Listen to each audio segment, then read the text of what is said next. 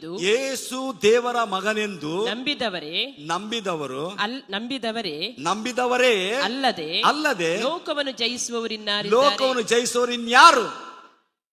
ಅಲ್ಲಿ ಬಿಟ್ಟ ಶಬ್ದ ಯಾರು ಇಲ್ಲ ಅಂತ ಬರೆದು ಬಿಡಿ. ಯೇಸುವನ್ನು ದೇವರ ಮಗನೆಂದು ನಂಬಿದವರೇ ಲೋಕವನ್ನು ಜಯಿಸುವವರು ಅಲ್ಲದೆ ಇನ್ನು ಯಾರು ಅಂತೇಳಿ ಏನಿದಲ್ಲಿ ಬಿಟ್ಟ ಶಬ್ದ ಏನು ಬಿಡ್ಬೇಕು? ಅದರಲ್ಲಿ ಯಾರೂ ಇಲ್ಲ. Praise the Lord. ನಾನು ಹೇಳ್ತೇನೆ, ಇದು ಮೂರನೇ ವಿಷಯಕ್ಕೆ ನಾ ಬರುವಾಗ ಪ್ರಿಯರೇ, ಯೇಸುವನ್ನು ದೇವ ಕುಮಾರನೆಂಬುದು ಯಾರು ನಂಬಿದ್ದಾರೋ ಅವರೇ ಲೋಕವನ್ನು ಜಯಿಸುವವರು. ಲೋಕವನ್ನು ಜಯಿಸುವವರು ಯಾರು? ಒಂದು ನಿಮ್ಮ ನಂಬಿಕೆ ಆದ್ರೆ ಆ ನಂಬಿಕೆ ಏನಂದ್ರೆ ಯೇಸುವೇ ದೇವರು, ಯೇಸುವೇ ಕರ್ತನೆಂಬುದಾಗಿ ನೀವು ನಂಬಿದ್ದೀರಿ. Price the lord. ದೇವರ ಆತ್ಮ ನಿಮ್ಮ ಒಳಗಿದ್ದಾನೆ, ನಂಬಿದ್ದೀರಿ. ಇದರ ಮೂಲಕವೇ ಲೋಕವನ್ನು ಜಯಿಸುವವರಾಗಿದ್ದೀರಿ. ಹಲ್ಲೆಲೂಯಾ. ಯೇಸು ಹೇಳ್ತಾನೆ, ಲೋಕದಲ್ಲಿ ನಿಮ್ಗೆ ಸಂಕಟಗಳುಂಟು, ನಾನು ಲೋಕವನ್ನು ಜಯಿಸಿದ್ದೇನೆ ಎಂಬುದಾಗಿ. ಹಾಗೆ ಪ್ರಿಯರೇ, ಇವತ್ತು ಯಾವುದೇ ಸಂಗತಿಗಳಲ್ಲಿ ಜೀವಿಸ್ತಾ ಇರ್ಬೋದು, ಆದರೆ ಲೋಕವನ್ನು ಜಯಿಸುವವರು ನೀವಲ್ಲದೆ ಬೇರೊಬ್ಬರಲ್ಲವೇ ಅಲ್ಲ. ಹಲ್ಲೆಲೂಯಾ.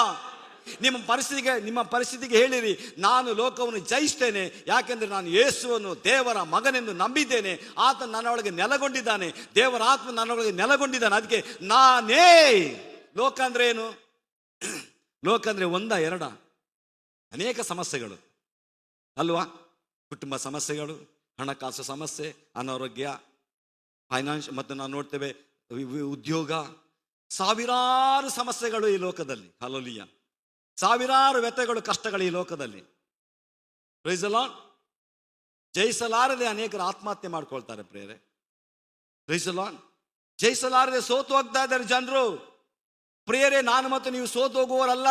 ಯಾಕೆಂದ್ರೆ ಬೈಬಲ್ ವಾಕ್ಯ ಹೇಳ್ತಾರೆ, ಯಾರು ಯೇಸುವನ್ನು ದೇವರ ಮಗನನ್ನು ನಂಬಿದಾರೋ ಅವರೇ ಲೋಕವನ್ನು ಜಯಿಸುವವರು. ನೀವೇ ಲೋಕವನ್ನು ಜಯಿಸುವವರು. ನಾನೇ ಲೋಕವನ್ನು ಜಯಿಸುವನಾಗಿದ್ದೇನೆ. ಅಂದ್ರೆ ಲೋಕದ ಪ್ರತಿ ವಿರೋಧಗಳನ್ನು ನಾವು ಜಯಿಸ್ತೇವೆ ಪ್ರಿಯರೇ.